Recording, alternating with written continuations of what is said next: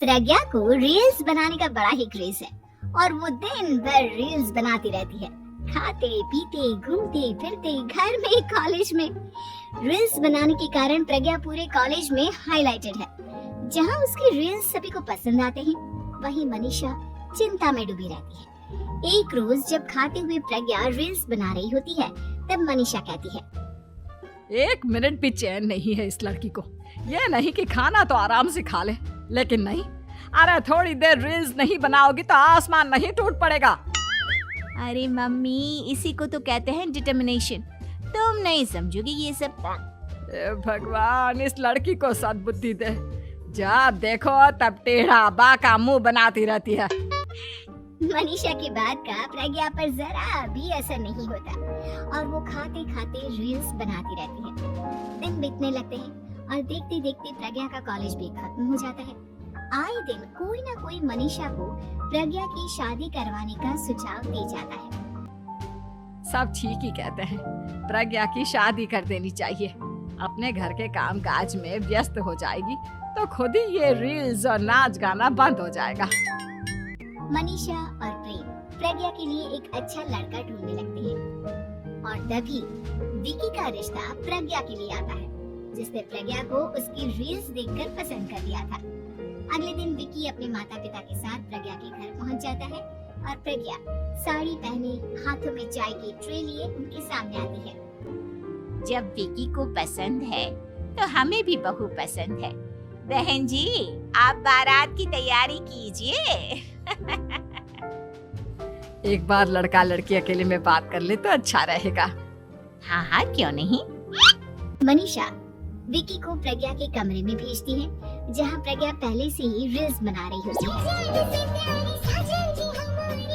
तभी विकी कहता है, आ गए आपके साजन जी। हमारे साथ ये रील्स कंप्लीट करती तो और भी अच्छा रहता। अच्छा जी, अब आ ही गए हैं तो बना ही लेती हूँ आपके साथ।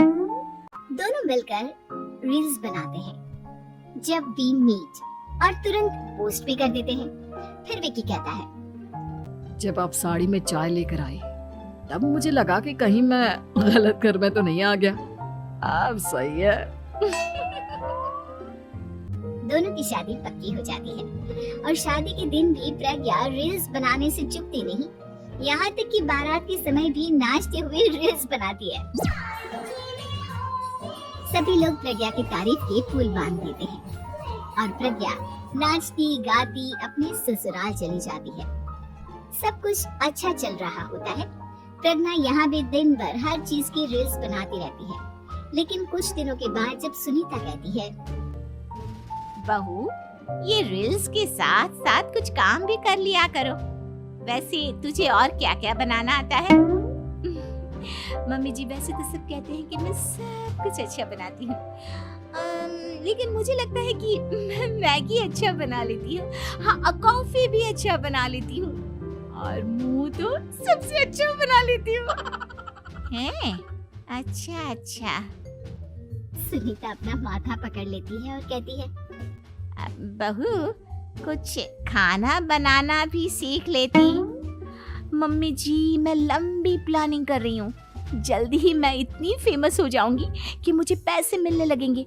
हम दोनों सास बहू राज करेंगे, राज। नौकर काम करेंगे और लोगों की तो लाइन लगेगी हमसे मिलने के लिए। तेरा दिमाग खराब हो गया है क्या बहू? हंसी मजाक तक ठीक है, लेकिन इस तरह घर नहीं चलते। जितना जल्दी हो इस घर के तौर तरीकों को सीख लो।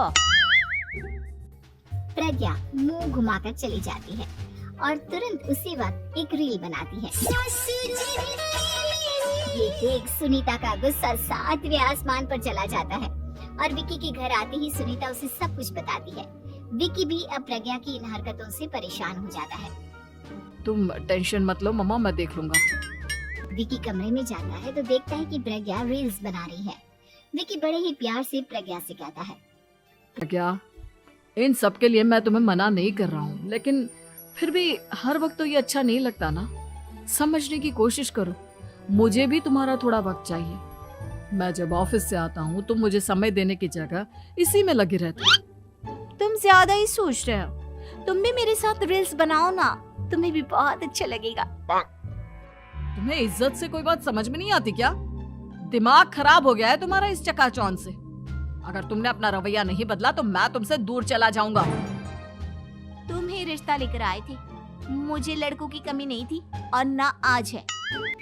विकी दरवाजा पटक कर चला जाता है। धीरे धीरे विकी प्रज्ञा से दूर होता जाता है। एक रोज मनीषा प्रज्ञा के ससुराल उससे मिलने जाती है। तब सुनीता उससे कहती है, बहन जी, अब आई हैं तो कुछ दिन यहाँ रहकर जाइएगा, आप ही का घर है। हाँ मम्मी, बहुत दिन हो गए तुम्हारे साथ एक भी रील नहीं बनाई मैंने। प्रज्ञा तुरंत अपने फोन में रील्स ऑन कर लेती है। ये सब मुझसे नहीं होगा। तेरा ये भूत अभी तक नहीं उतरा क्या? बहन जी, आप कुछ कहती नहीं क्या इसे? जब आप ही कुछ नहीं कर पाई तो मैं कर ही क्या सकती हूँ। सास तो वैसी ही बदनाम है। शाम को घर की लाइट चली जाती है और मनीषा प्रज्ञा से कहती है, मेरे घुटनों में बहुत दर्द हो रहा है, तू लाइट का कुछ इंतजाम करना बेटा। अच्छा, कैंडल जला देती हूँ मम्मा। प्रज्ञा गाते हुए कैंडल जलाती है और खिड़की के पर्दे के पास रख देती है। मनीषा, जिसे बहुत दर्द हो रहा है, वो सो जाती है और प्रज्ञा हमेशा की तरह अपनी रील्स में लग जाती है। उधर कैंडल की वजह से पर्दा आग पकड़ लेता है और मनीषा के कमरे में आग लग जाती है। बचाओ, कोई है, बचाओ। सभी भागते हैं और विकी कमरे की आग बुझाने में लग जाता है, लेकिन तब तक मनीषा आधी जल चुकी थी। मनीषा की हालत देख प्रज्ञा रोने लगती है। विकी मनीषा को तुरंत हॉस्पिटल ले जाता है और उसे एडमिट कराता है। विकी प्रज्ञा से कहता है, देख लिया ना, तुम्हारे इस नाच गाने की वजह से आज तुम्हारी माँ की जान जाते जाते रह गई। अब पता नहीं तुम और क्या चाहती हो। उधर डॉक्टर कहते हैं, इनकी हालत बहुत नाजुक है, आधे से ज्यादा जल चुकी है। प्रज्ञा रोती हुई मंदिर में जाती है और भगवान के आगे जाकर कहती है, भगवान, मेरी माँ को ठीक कर दो। मैं कसम खाती हूँ हाथ से ये रील्स बनाना छोड़ दूंगी। बस मुझे मेरी माँ वापस मिल जाए। 2 दिन बीत जाते हैं और मनीषा खतरे से बाहर आ जाती है। पेशेंट अब ठीक है, आप लोग उनसे मिल सकते हो। सब कोई मनीषा से मिलता है और प्रज्ञा सबके सामने अपना फोन तोड़ देती है। मुझे माफ कर दो मम्मा, मैंने तुम लोगों की बातों को नजरअंदाज किया। बेटा, कोई भी चीज जरूरत से ज्यादा खराब है।